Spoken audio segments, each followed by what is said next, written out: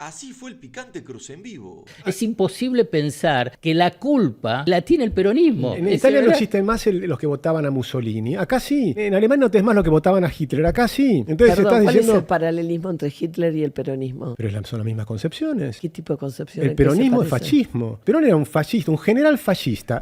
Estaba alucinado con Mussolini. Le encantó Mussolini. Vino a la Argentina e implementó el fascismo en Argentina. Eso es el peronismo. Y fue siempre así. Hablando... Yo creo que tenemos un equipo económico que está haciendo las cosas bien, que le puede pifiar alguna cosa, puede ser que tenés un poco de volatilidad, que el tipo de cambio un poquito más, pero si te fijás, está en el mismo tipo de cambio que hace un año. O sea, que me decís cuál es el problema, ninguno. Bueno, la velocidad a la cual se deprecia. Bueno, depende y la cantidad de instrumentos que le tuvieron que tener encima. Todos creemos que sí, que es deseable incluso. Pero fíjate, María, que si vos mirás con un poquito más de largo plazo, no pasó nada. Estamos en el mismo tipo de cambio que hace un año. Hay un poquito de volatilidad, es verdad, las tasas subieron un poco porque desarmaron las LEFIs muy rápido, hicieron todo junto. Yo capaz que hubiese hecho en 3 tramos en vez de hacerlo en 1. Pero yo miro un equipo económico. Nosotros cuando hablábamos en agosto del 2023 con Emilio Campo, teníamos todo un equipo armado para pensar qué hacer en Argentina, y nos juntamos con el Toto de otro lado y Javier eligió el camino de Toto Caputo, y nosotros hubiéramos hecho una cosa diferente, y me paro hoy y digo, la verdad, lo que hicieron es espectacular.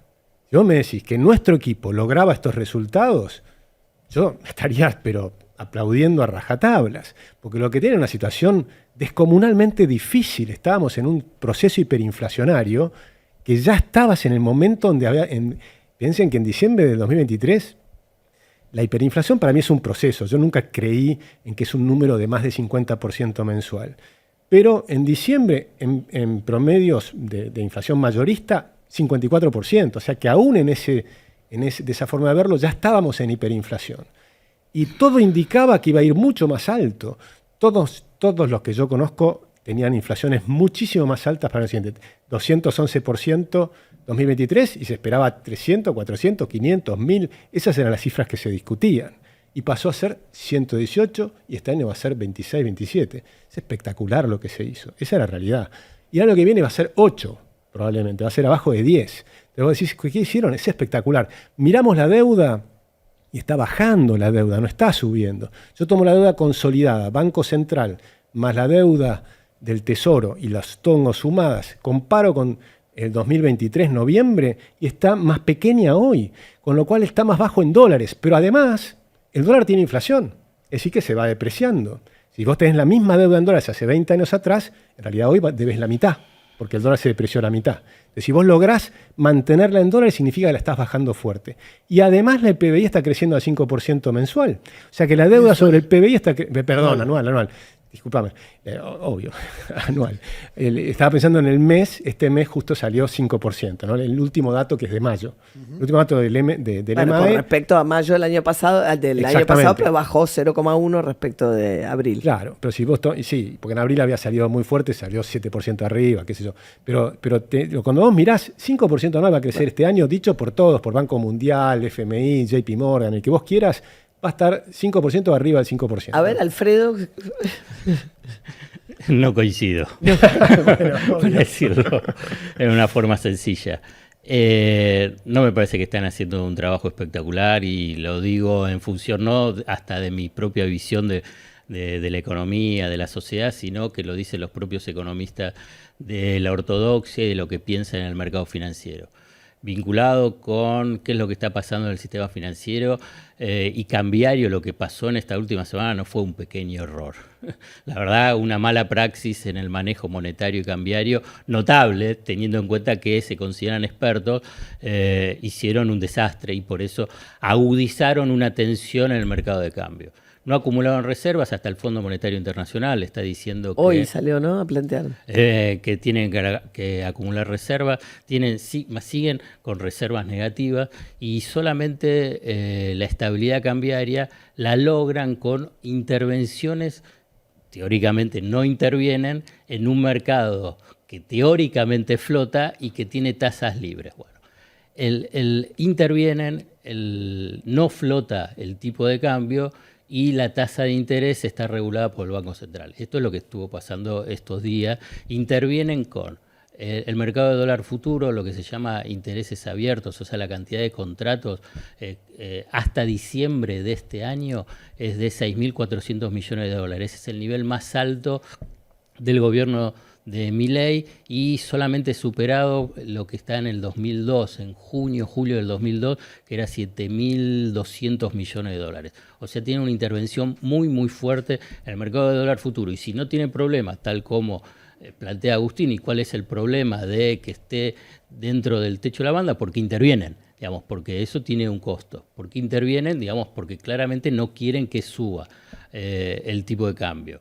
El tipo de cambio está notablemente atrasado y no estoy fomentando una devaluación es regresiva y es negativa para la mayoría de la población, pero los responsables de que todos estén hablando de atraso cambiario y de una eventual devaluación después de octubre es la propia estructura, el diseño de política económica y monetaria. Entonces, lo ves, hay déficit de cuenta corriente, simplemente ver, y estaban apareciendo en la televisión, digamos, qué es lo que pasa en la frontera, en Bolivia, en Paraguay, en Chile. Bueno, ¿y eso por qué es? Porque la Argentina es potencia, porque incrementó su productividad y entonces el incremento de la productividad te lleva a que tengas un dólar fuerte. Nada de eso, no hay nada de eso. Pero un poco entonces lo que totalmente está financiado con deuda.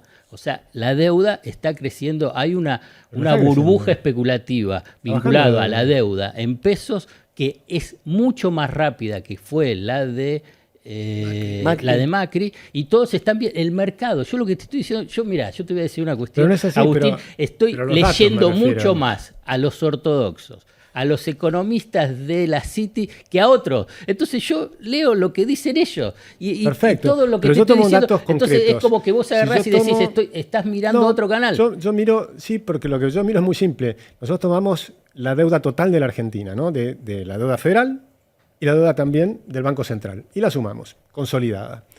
En dólares. La medida en dólares.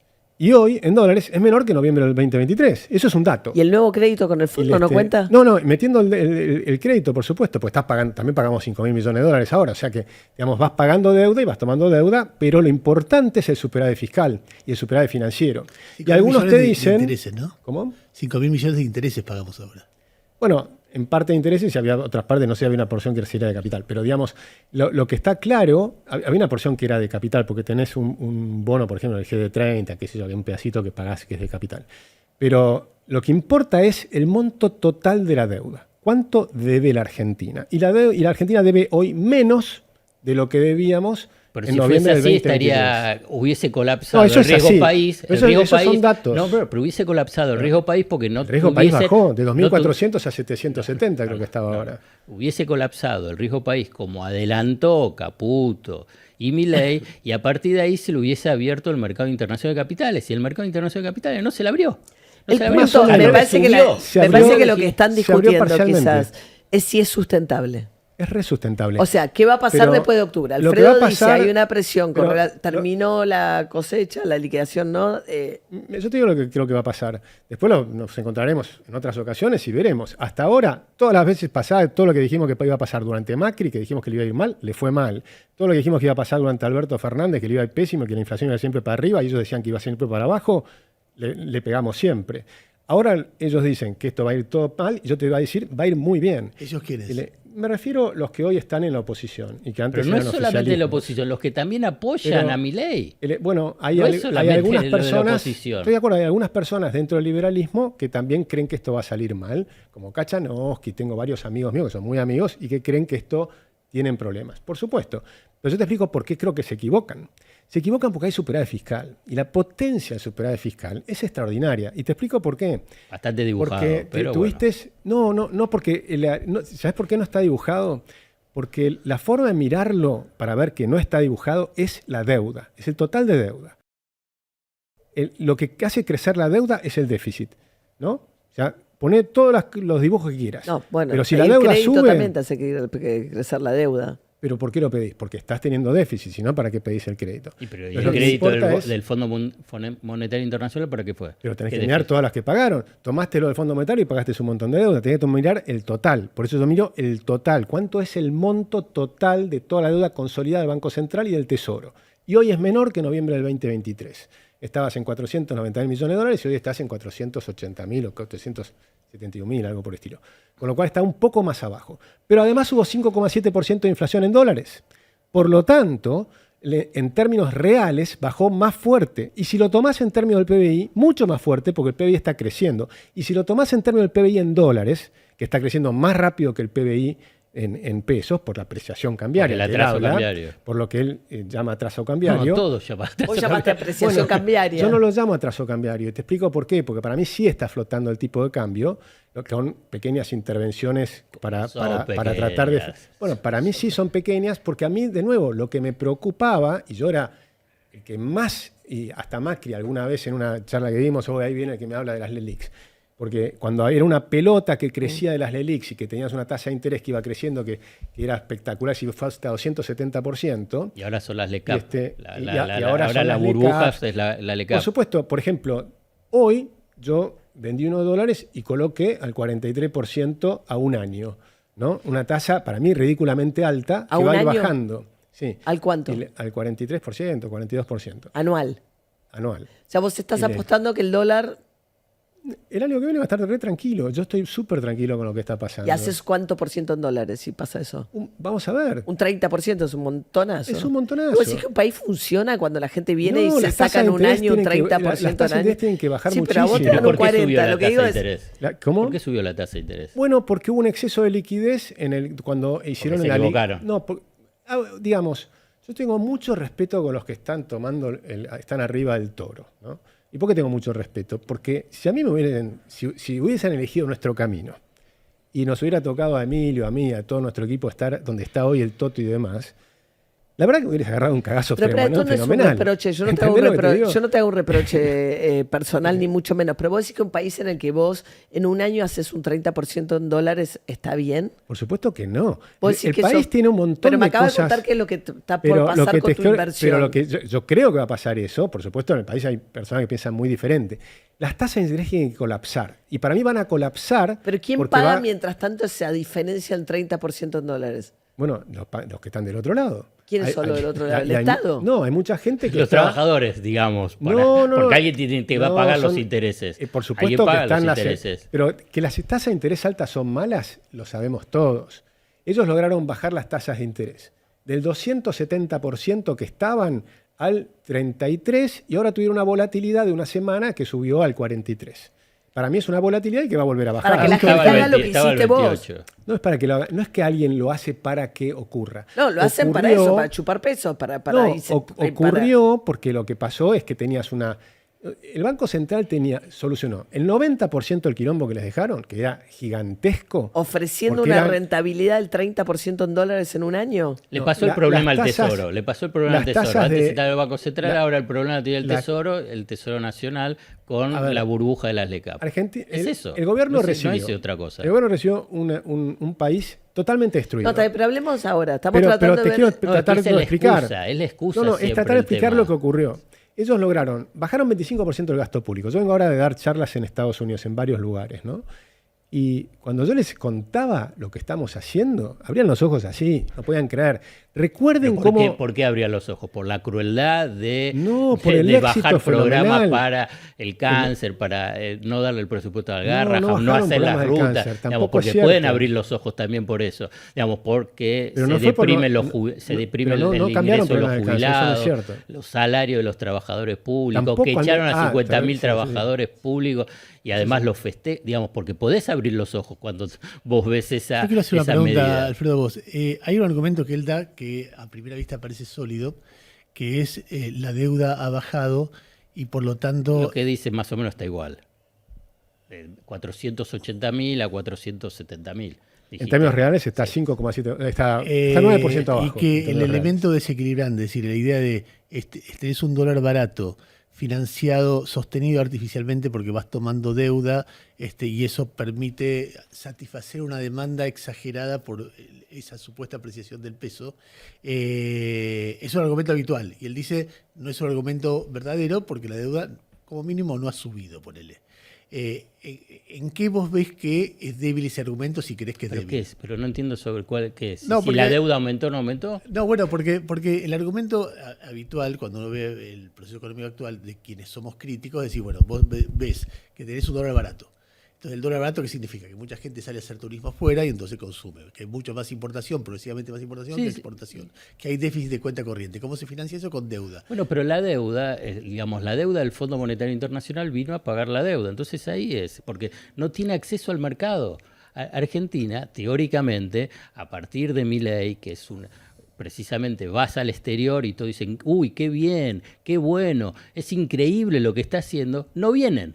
A ver, ¿por qué? Digamos, ¿cuál es la pregunta? ¿Por qué no entra al mercado internacional de crédito? Segundo, ¿por qué no vienen las inversiones extranjeras al sector productivo? Tercero, ¿por qué hiciste un régimen como el RIGI con unos beneficios extraordinarios? Ni menciono, digamos, cómo lo calificaría, y ahí tenés solo 4 proyectos aprobados y 2 de ellos los tenés a YPF.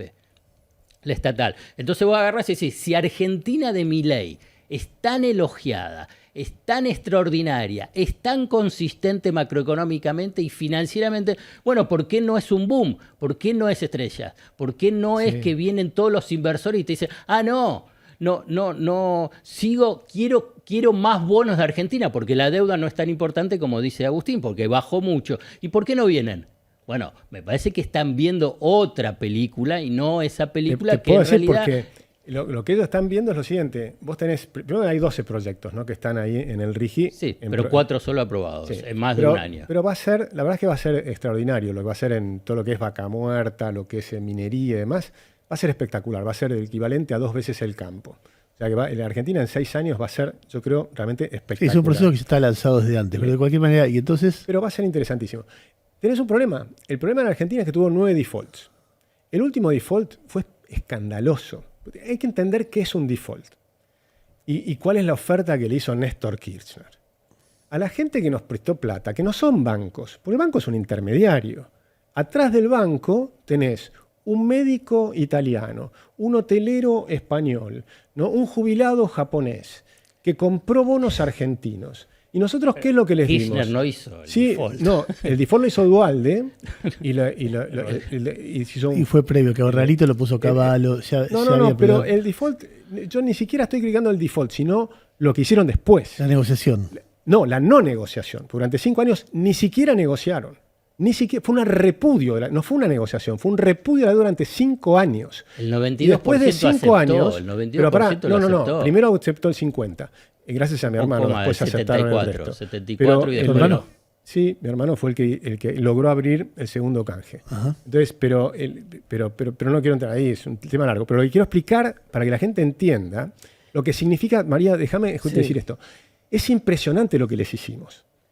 Te prestaban $100 y les ofrecimos devolverles 25. Pero si Macri pudo entrar al mercado, pero si Macri consiguió endeudamiento. ¿Vos te das cuenta de lo que significa eso? Pero Macri lo pero con consiguió ese el mismo mercado. argumento dijeron, dado el historial de Argentina, tenés que ir a un RIGI y le tenés que dar beneficios muy extraordinarios. Vamos a lo de Macri también. Vamos a lo de Macri. No, déjame, porque vos agarrás y pones el punto central para tratar de explicar pero por supuesto el fracaso de Milei y de Caputo, de poder acceder al mercado de capitales por la renegociación de Kirchner. Y en el medio tuviste el proceso de desendeudamiento que le permitió a Macri precisamente entrar a ese mercado de capitales que vos decís que repudia a la Argentina y poder emitir solamente a nivel internacional más de $60.000 millones en 2 años. Que fue espantoso. Entonces, pero bueno, no es espantoso. Yo lo criticaba enormemente. Pero ¿por qué ahora no? Bueno, ¿por qué ahora no? Por lo que hizo Macri y lo que hizo Alberto Fernández.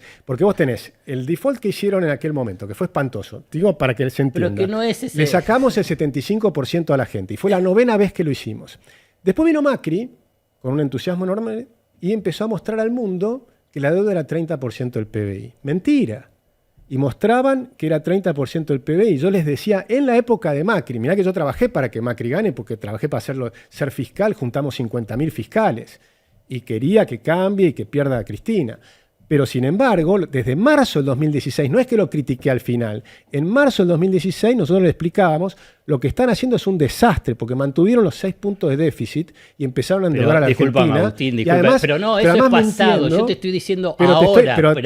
Pero tenés que mirar la historia. Porque entonces, ¿qué hizo Macri? Primero, te decía que era 30% del PBI la deuda y era 60% del PBI. ¿Por qué? Porque no incluían la deuda con las AFJPs y no incluían la deuda del Banco Central, que decían que era intraestatal, ¿se acuerdan? Y entonces engañaron a los financistas. Y los financistas compran bonos sin saber nada. Bueno, hacen su negocio. Conocen la Argentina. Hacen su negocio, los banqueros hacen su negocio. Una pregunta pero era falso. Pero nosotros lo explicamos. Pensar que... Claro que puedo pensar. No, pero no podés pensar que la culpa, digamos, que Milei no pueda tener acceso al endeudamiento es por Kirchner, por Macri, porque los financistas son tontos. Pero fíjate qué pasó. A ellos, ¿qué le mostramos al mundo? Le mostramos que la deuda era 30% del PBI. Pero déjame cerrar una cosita. Está claro, bastante claro. Pero lo que recibió, cuando recibió el esquema Milei, la deuda no era 30, era 90% del PBI.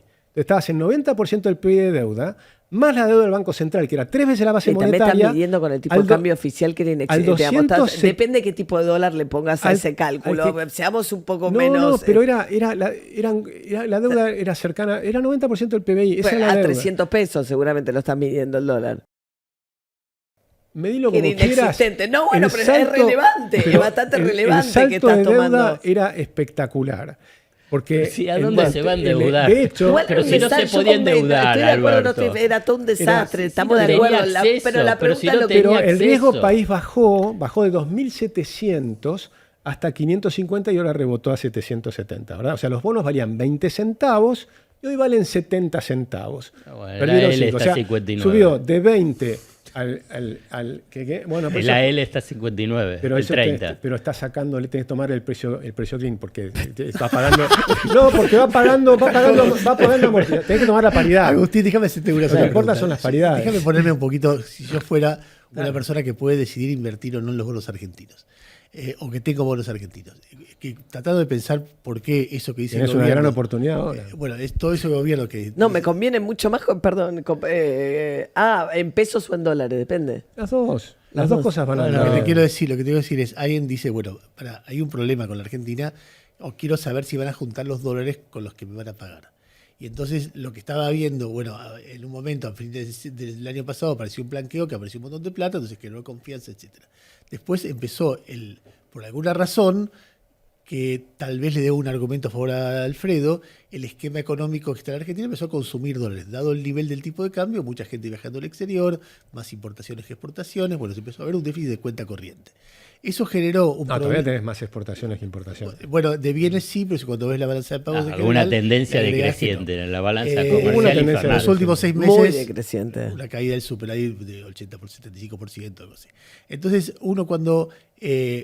lo que pasó de enero a marzo es que esa confianza se fue cayendo, empezó a subir el riesgo país de nuevo, empezó a subir el tipo de cambio, etcétera, y parecíamos al borde de la crisis y el gobierno, ya con la lengua afuera, pide una deuda lo que cambia la ecuación en marzo es la entrada de una guita. Vos decís, bueno, no es mucho, con otro pagamos, lo que sea. Pasaron 3 meses, los 3 meses del campo, y otra vez empieza a mover el dólar, y otra vez tenés el problema. Yo como inversor veo que están consumiendo los dólares en un país que por turismo, por importaciones, pero no el Banco Central. Por una ahorro, cosa que no, pero espera, pero se ve que ahora hay cierta paridad en este momento, pero otra vez no hay suba de reserva, empieza a haber ahora. Entonces yo veo eso y digo, acá hay un esquema que no me cierra. Y cuando veo que además sube mucho la tasa para tratar que el dólar no suba, digo, ahí hay como mucho ruido. Cosa que no habían hecho nunca. A mí lo que me sorprendió es eso. Supuestamente ellos venían como a hacer algo más novedoso, que era no jugar o no subiendo la tasa en pesos. No habían hecho nunca esta idea de no te vayas a dólar, te subo la tasa en pesos, quédate. Y lo hacen por primera vez. Pero no es que te suba la tasa en pesos, la tasa es como endógena al modelo. Entonces lo que ellos te dicen es, lo que trataban de hacer fue desarmar rápido las LEFIs, que era lo último que le faltaba. El último 10% que le faltaba era ese tema, que está haciendo un poquito de ruido. No pasa nada, yo te aseguro no va a pasar nada. Lo que tenés ahora que sí les preocupa, por ejemplo, en el exterior, es qué va a pasar con las elecciones. Eso a la gente le preocupa. Allá viene. Ahora la culpa la tiene la oposición. No, pero siempre, por supuesto. El riesgo argentino. Bueno, pero es la democracia. El riesgo argentino, ¿sabes cómo se llama? Es una sola palabra, es peronismo. Ese es el riesgo argentino. Siempre. Si el peronismo sigue teniendo en su marchita combatir al capital. Vos sos capitalista. Te afanaron cada vez que vinieron los peronistas, te afanaron. Entonces, ¿qué vas a hacer? Vino Menem, porque incluso Menem, compará con Menem. Menem a esta altura estaba con la segunda hiperinflación y después se hizo el plan Bonex. Para entender de qué estamos hablando. No fue gratis lo de Menem, ¿eh? Es que no fue así. ¿Cómo que no? Tuviste una segunda hiperinflación. A esta altura ya estaba con 0% de inflación. No, señor, estás equivocado. Un año y 7 meses. 89, empezó en el 89. Estamos hablando, sí, No, bueno, estás marzo del 91. Estabas en pleno, acababas de pasarte de 5.000 a 10.000 australes. No te equivoques, subí de 100% de aumento del tipo de cambio. En 2 meses estaba en 0%. Un despelote descomunal. Es raro porque en el Combatiendo al Capital, si vos ves los ciclos del peronismo, es cuando tenés un mayor desarrollo del capitalismo en Argentina y como mayor ganancias de las empresas. La fuga de capitales es instantánea. Y al revés, en los periodos de pero no es así, crisis, es combatir el capital y lo ha hecho siempre. Lo dicen y lo hacen. ¿Tenés el número? ¿Está el número de cuántas pymes cerraron por ejemplo, este año y medio? Pero te doy caso de datos, cosas muy concretas. Entonces, hay una cuestión clara. Combatir el Entonces, capital es robar a los capitalistas y a los ahorristas. Y es lo que hace el peronismo permanentemente a favor de los ricos y en contra de los pobres. Y te doy casos específicos. Viene Menem. ¿El plan Bonex qué es? El plan Bonex es sacar a los pobres y darle a los ricos. ¿Estás de acuerdo? Porque tenías un montón de gente que estaba acumulando pocos dólares y venía acumulando sus dólares y pum, se los afanan a los pesos que tenga y te devolvieron un bono a 10 años que valía 10 centavos de dólares. Los ricos compraban los bonos a 10 centavos y se multiplicaron la riqueza. Vino Duhalde, ¿qué hizo? La especificación asimétrica. Es la mayor transferencia de riqueza de pobres a ricos de la historia argentina. Esa es la especificación asimétrica. ¿Por qué? Porque durante 10 años, porque ¿qué es cuando tenés una moneda apreciada? La moneda apreciada significa salarios altos.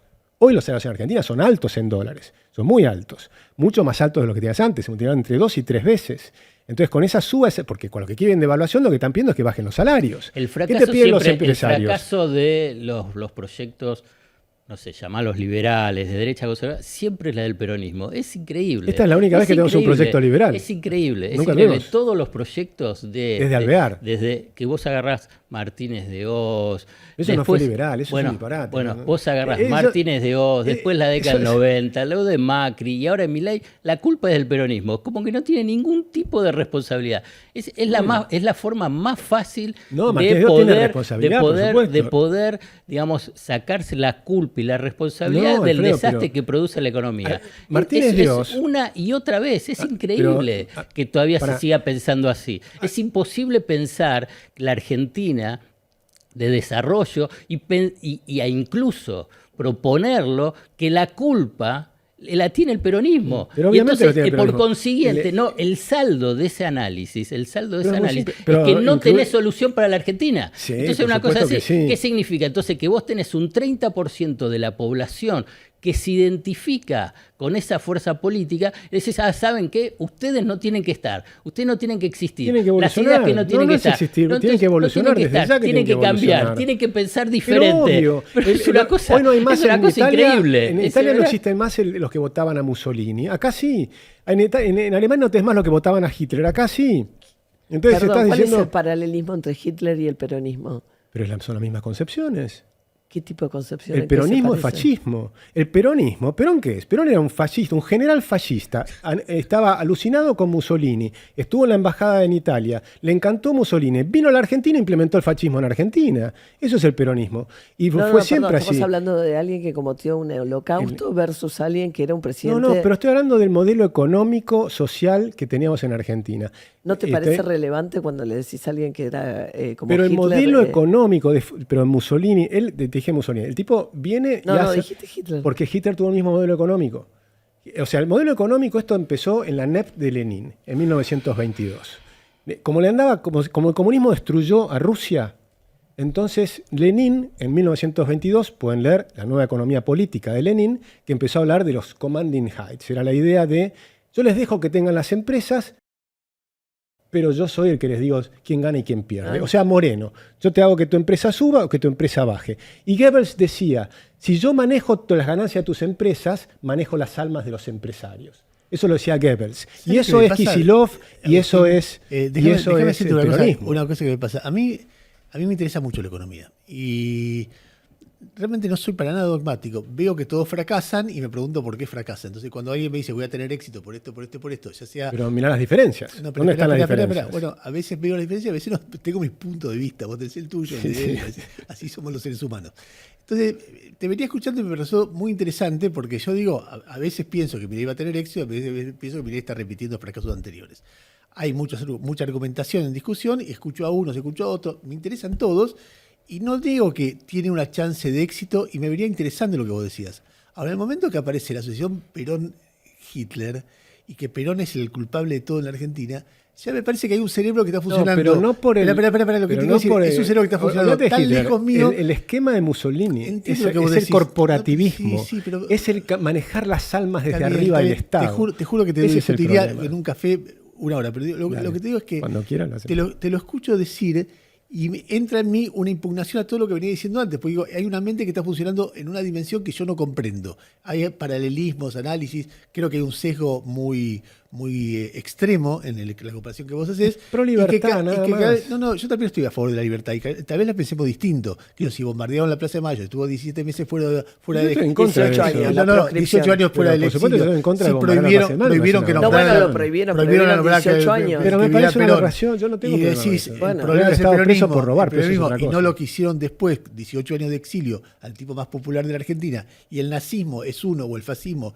y el otro no, veo un sesgo como muy extremo. No, pero el fascismo es... Pero vayamos a lo Pero concreto. lo pero que ¿por te qué? estoy diciendo es que me ceja toda la lista anterior. Pero te digo, ¿por si qué este piensa así de fascismo? esto, de lo otro, Pero lo que también piensa pasa, mal. lo que pasa es que tenés que mirar qué significa el fascismo. El fascismo, no estoy hablando de los Ella que es politóloga, yo no bueno, si querés, el fascismo para mí lo que hay que es importantísimo comprender, qué es lo que está en discusión en Argentina hoy, es ese corporativismo. Es la idea de que las corporaciones están dirigidas desde arriba. Y las corporaciones incluís a los empresarios, yo los llamo empresarios a los que están en esas corporaciones grandes que se han beneficiado con todo esto durante 80 años, incluyo a los sindigarcas, que yo los llamo así por los sindicalistas gordos que se han enriquecido de una manera espectacular, incluyo a los políticos, en su momento la iglesia, las corporaciones, y dirigidas de arriba para abajo. ¿Cuál es la diferencia entre eso y la libertad? Porque los sindicatos están fenómeno siempre y cuando sean voluntarios. Acá no tenemos sindicalistas que te permiten, por ejemplo, que le pagues o no le pagues. Por ejemplo, los plásticos, el gremio de los plásticos, le saca un 10% de todos los sueldos a todos los empleados durante toda su vida. ¿Te parece una cosa lógica? Y eso es mandatorio por la ley. Eso es un absurdo, es una aberración, tenemos que liberar a la gente. Si querés pagar al sindicato, fenómeno. No querés pagarle, no le pagás, porque te cobran 2% de aporte solidario, dicen ellos, y 8% te cobran por capacitación. Yo les pregunto, María, ¿vos le pagarías a tu empresario o al sindicato 8% de todos tus sueldos para que te sigan capacitando hoy? No, pero me parece que estamos extrapolando un caso a un modelo No en es un general. caso, O es sea, un a mí modelo. me parece que los sindicatos... Es el modelo de la Argentina. Es ese modelo porque yo te puedo tomar los empresarios igual. Porque ¿cómo hicieron la plata los grandes empresarios argentinos? Una cosa son los Roca, sindicalistas, otra cosa son los sindicatos. O sea, los sectores sindicalizados son los que mejor se están defendiendo contra la inflación. No, pero perdón, están destruyendo todo. Bueno, porque Es un están- debate, Pero- me parece no, tan anacrónico pensando no, en la es Argentina hoy, ahora. es el Digamos, problema de hoy. Estos conceptos, estas el- concepciones que excluyen a gran parte de la población, la Al verdad que contrario. es bastante no, triste, Alfredo, digamos, por favor, es es pensar. todo lo Bueno, contrario. digamos, e incluso, se sé que tienen que cerrar, Sí. déjame decir Ah, solo perdón. una Pensé idea. que era y más después largo que el programa, siga. ¿no? Es a nivel de la libertad y te encontrás con un gobierno que persigue al que piensa diferente, que agrede, que estigmatiza, que le hace denuncias porque dice diferente. Ahora hacen un festival Yo no de la insulto a derecha nadie. Fest en Córdoba hablando de los enemigos y que piensa que los que piensan diferentes son enemigos y que hay que eliminarlos, que tienen que estar afuera. Bueno, es esa la libertad de Milei. Bueno, es eso lo que plantea. Pero eso lo que vos estás diciendo es eso lo que plantea. No, Entonces yo no vos planteo agarrás y eso. decís la libertad frente al fascismo, entonces, y el fascismo es eso. Bueno, entonces, la verdad, yo no pienso que Milei sea fascista, pero con esa línea argumental que tenés vos, el es lo mismo que fascismo- pensar no, porque que el lo que está fascismo siendo vinculado con la libertad es que de expresión es y de las exactamente personas. lo contrario a lo Bueno, que hace nada más Milei. eso le digo. Bueno, Ha sido un gusto escucharlos. Si hubiera volado algo, un vaso, algo hubiera sido mejor para este programa, No, pero preferimos yo- que no vuele nada.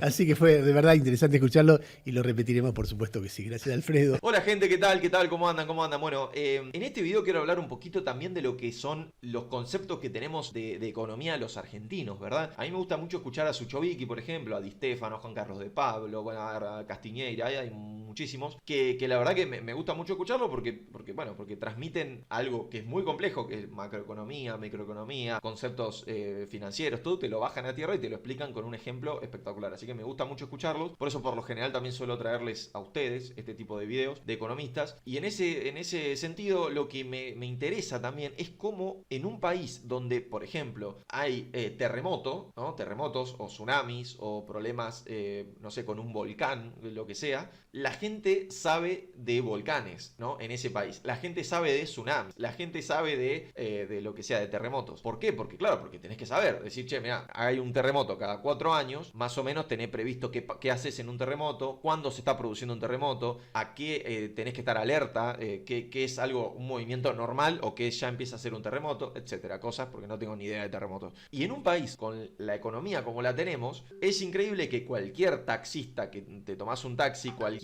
en la fila de una carnicería, en cualquier lugar, todos saben del dólar, todos saben el precio del dólar. A ver, obviamente hay conceptos más finos como el riesgo país, que la gente quizás no los tiene súper interiorizados, pero el precio del dólar lo sabemos todos. Si está 1100, 1200, 1300, lo sabemos todos. O sea, eso es impresionante. Eso me impresiona cómo nos han traumado tanto con algo que tendría que estar estabilizado porque, como dice Milei, el problema de la inflación es un problema monetario. Si no lo resolvés es porque no lo querés resolver, es porque te conviene que haya inflación. En un país donde nos han robado tanto en lo económico, ¿no? Claro, o sea, estamos todos traumados. Entonces todos nos quedamos traumadísimos. Generaciones y generaciones. Mi viejo, mis abuelos, todos saben el dólar, el dólar, el dólar. Y así todas las familias. Es impresionante. Entonces, nada, eso me impresiona y quería compartir esta reflexión con ustedes. Reflexión que se la he escuchado a Suchovicki y Juan Carlos de Pablo, que me parece excelente, ¿no? En un país donde hay terremotos, la gente sabe de terremotos. Y en Argentina, ¿de qué sabemos? Del dólar, de la inflación, ¿no? Del consumo, ¿viste? Y sabés de eso, ¿por qué? Porque estamos quemados con eso, quemadísimos. Así que nada, gente, bueno, un saludo, nos vemos en el próximo video. Bueno, gracias por bancar el canal. Muchas gracias. Chao, chao.